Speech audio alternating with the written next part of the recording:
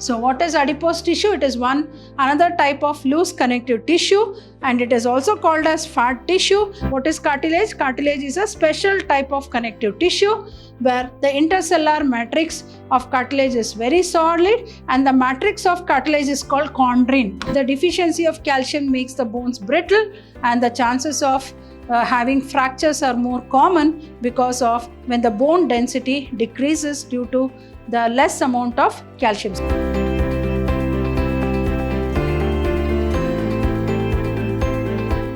Hello everyone, welcome back to session 3 of this chapter called Structural Organization in Animals.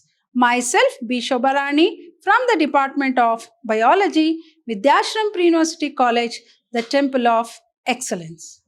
Moving on to the further concepts of this particular chapter, hope you remember we were discussing about the connective tissue, which acts as a linking or a binding tissue between the tissues, organs and the body parts. So the types of connective tissue were the cartilage, then the adipose tissue, the bone and the blood. Now let us move on to the next very important type of connective tissue, that is called the adipose tissue. Adipose tissue is also called as the fat tissue. It is also called as fat tissue. I think all of us know a very important aquatic mammal called whale. A whale has a thick layer below the skin called blubber.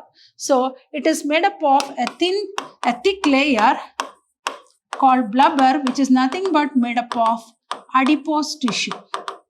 Adipose tissue is, as I said, nothing but fat tissue which acts as an insulator. As we all know, whale is a mammal, but mammals cannot live in water. But how come whale is able to live in water in spite of that cold condition? Because it is having a fat tissue called adipose tissue called blubber, which acts as an insulator, which generates heat and makes the animal to survive even in water. So very, very important tissue is the adipose tissue. Here you can see in the picture of an adipose tissue which has fat storage area. This is called as the fat storage area, and you can see the nucleus and the plasma membrane. So adipose tissue looks like this. So now let us understand what are the features of this adipose tissue.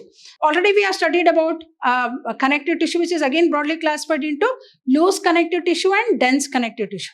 The examples for loose connective tissue was areolar tissue. So another example for loose connective tissue is the adipose tissue. So another type of loose connective tissue and located mostly beneath the skin. So as I said, it is found beneath the skin of whale, which is called as blubber, which acts as an insulator, which generates what? Heat. Cells of this tissue specialized to store fats, hence called adipocytes. So the fat cells are called as what? Adipose cells. These are called as fat cells. So what is adipose tissue? It is another type of loose connective tissue, and it is also called as fat tissue, located mostly beneath the skin, and cells of this tissue are specialized to store fats called adipocytes. Moving on to the dense connective tissue. Here, the fibers are loosely arranged, hence the name loose connective tissue. Here, the fibers and fibroblasts are compactly arranged. Here, the fibers and fibroblasts are compactly arranged, hence the name dense connective tissue. Now, again there is dense regular tissue and dense irregular tissue. Now, what is this dense regular tissue then? Orientation of fibers shows a regular pattern. Here you can see the orientation is regular. There in areolar tissue we found that it is irregular. The pattern or the orientation of the fibers was irregular. But here the orientation of the fibers shows a regular pattern. Here you can see the regular pattern. Hence the name dense regular. And the collagen fibers are present in rows between many parallel bundles of fibers. And for example, you can take tendons and ligaments. Very, very important. Tendons attaches muscles to bone, whereas ligaments attaches bone to another, bone to bone. I think all of us know that sometimes we have this ligament tear, tendon tear. So ligament tear is more or less like a fracture. I think, we face that amount of pain. So what are tendons and what are ligaments? Tendons connect muscles to bone, whereas ligaments connect bone to bone. Very, very important terms to be learned. What are tendons and what are ligaments? This is what is asked in the examination. So what is dense connective tissue? Fibers and fibroblasts are compactly arranged, and there are two types of dense connective tissue. One is called dense regular and dense irregular. So here the orientation of fiber shows a regular pattern, hence the name regular, and the collagen fibers are present in rows between many parallel bundles of fibers. And the very important types of dense regular tissues is the tendons and ligaments. So tendons attaches muscles to bone and ligaments attaches bone to bone. Dense irregular. Here you can see dense. Here you can see the collagen fibers which are irregular. Irregular dense connective tissue. You can see the deep dermis. Here fibroblasts and many fibers are oriented differently. Oriented differently. So this tissue is present in skin.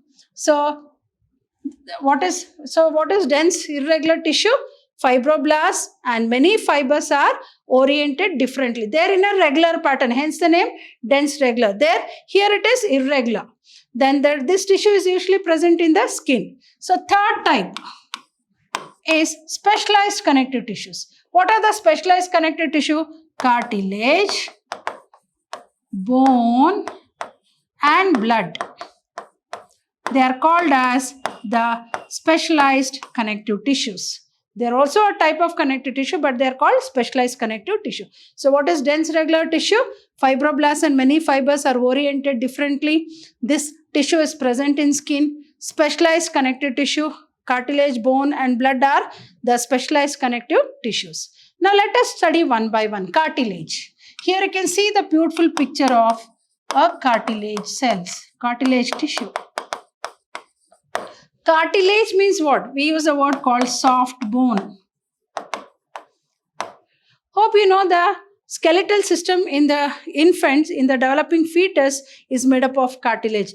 Once it develops into an adult, then it is transformed into a vertebral, what you call it as the notochord. So bones. So for example, the external pinnae and the tip of the nose is made up of cartilage, where we use the word called soft bone. So now let us understand what is this cartilage. So intercellular material of cartilage is solid here, and the cells of cartilage are called chondrocytes. So what are chondrocytes? Here you can see the chondrocytes. These are called as chondrocytes. So cartilage cells are called chondrocytes. Then pliable and resist compression. So they are able to resist compression. And cells are enclosed in small cavities within the matrix called lacunae. Here you can see in between there is lacunae, and most of the cartilage of the embryo is replaced by bones in adult. As I said, most of the cartilage, particularly in the newborns, you might have come across soft bone. The body will be very soft. They're on, I think in that time only, they try to when the baby, when they bathe the baby, they will try to press the nose and the head, because it is made up of soft bone. So it will have some shape, definite shape like. So most of the cartilage of the embryo is replaced by bones in adult. And cartilage is present where? In the nose tips, ear pinna, in between adjacent vertebrae. What is cartilage? Cartilage is a special type of connective tissue where the intercellular matrix of cartilage is very solid, and the matrix of cartilage is called chondrine. This matrix is called chondrine, and the cells are called chondrocytes. The intercellular matrix is called chondrine, and the cells are called chondrocytes, and they are pliable and resist compression. So it is going to resist compression. Cells are enclosed in small cavities within the matrix, and most of the cartilage of the embryo is replaced by bones in adults, and cartilage is present in nose tips, ear pinna, between adjacent vertebrae. Moving on to bones. Bones play a very great role in the human body. We know how important bones are. It gives a definite shape and structure to the body, and the shape of an organism is made possible because of this bone. And the rigidity and the flexibility and the supporting structure of the body is the bone. As we know, our endoskeleton is made up of bones. And now let us understand. Here you can see the beautiful picture of the bone, and here you can see the Haversian canal, Haversian system. Here you can see the Haversian system. So this is the outermost is periosteum, and I think all of us know how important bone is. The bone marrow produces what? RBC cells and WBC cells. The red bone marrow produces RBC, and the yellow bone marrow produces WBC, but more number of RBC and less number of WBC. So it is not hollow. Our bones are not hollow. It is having a matrix. So it is having a substance, and that we call it as marrow. Red bone marrow and yellow bone marrow. Here you can see. So red bone marrow produces what? RBC. Yellow bone marrow produces WBC. These are the two types of blood cells. Right. Now, let us understand about this bone. Bones have hard and non-pliable matrix or ground substance. So here the matrix of cartilage was called chondrin. Here the matrix of bone is called osteum. It is called osteum. And the cells of bone or bone cells are called osteocytes. They are called as what? Osteocytes. So cartilage is also a type of bone, but it is called as soft bone. So as I said, it is a special type of connective tissue. So have hard and non-pliable matrix or ground substance. The matrix is rich in calcium salts. As I know, what is that which gives strength to the bones is calcium. So the deficiency of calcium makes the bones brittle, and the chances of having fractures are more common because of when the bone density decreases due to the less amount of calcium. So calcium is very, very important for bones. As we all know, the bones, if at all the bones have to be strong, we should have more of calcium. So the matrix is rich in calcium, salts and collagen fibers which give the bone its strength. Provides the structural framework of human body. Imagine if bones were not there, we would have been just a mass of flesh. So all of us have a definite shape, and that shape of the body is provided, a shape and structure of the body is provided by the bone. And it is a supporting and protect the soft tissues and the organs. Yes, as you know, it is a supporting structure. The muscles are held by bones and bones are held by muscles. And the flexibility and the elasticity is made possible by the bones. And the bone cells are called osteocytes, are present in fluid cavity called lacunae, sustain body weight. Yes, very, very important. No? The whole of the body weight is bear by the bone, by the bones. Then attached with skeletal muscles meant for locomotion.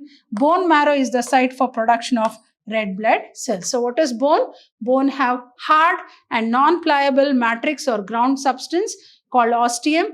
Then the matrix is rich in calcium salts and collagen fibers which give the bone its strength, provides the structural frame of human body, support and protect the soft tissues and organs.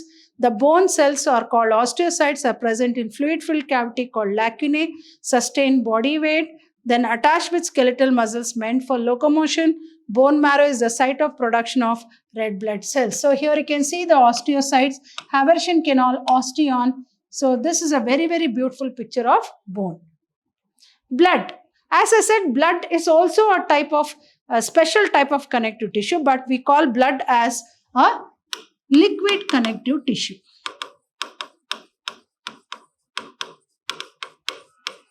We all know how important blood is. Blood is the medium for the supply of nutrients from one part of the body to the other part. And also blood has what? Blood cells. RBC cells play a very great role in carrying oxygen to the different parts of the cells. As you know, oxygen is the prime requirement for the cells. So here you can see the structure of the blood. Here you can see the blood cells, then the horseshoe-shaped nucleus. Then here what are blood cells are, that is erythrocytes, erythrocytes, red blood cells, leukocytes, that is WBC cells, thrombocytes, the blood platelets. And the liquid part of blood is called what? Serum, right? It is called as serum. So blood, it is a fluid connective tissue. The liquid part of blood is called what? Plasma, right? So it contains plasma, red blood cells, white blood cells, WBC, that is white blood cells, and platelets. It is main circulating fluid that helps in the transport of various substances. So blood is a very important fluid connective tissue, and it contains plasma, red blood cells, RBC, white blood cells, that is WBC, and blood platelets. Platelets play a very great role in clotting, bringing about the process of clotting. What will happen if there is a wound or a cut? There is oozing of blood, and immediately when the blood comes in contact with the atmospheric oxygen, it clots. So that clotting is made possible by the blood platelets, are called thrombocytes. So it is main, as we all know, because blood is in liquid form, it's a medium, and it is a circulating fluid that helps in the transport of various substances. Hope you have understood the concepts what I have explained in this particular session about this very interesting chapter called the structural organization in animals. So I'll be back in the coming session with some more interesting concepts. Till then, goodbye and thank you.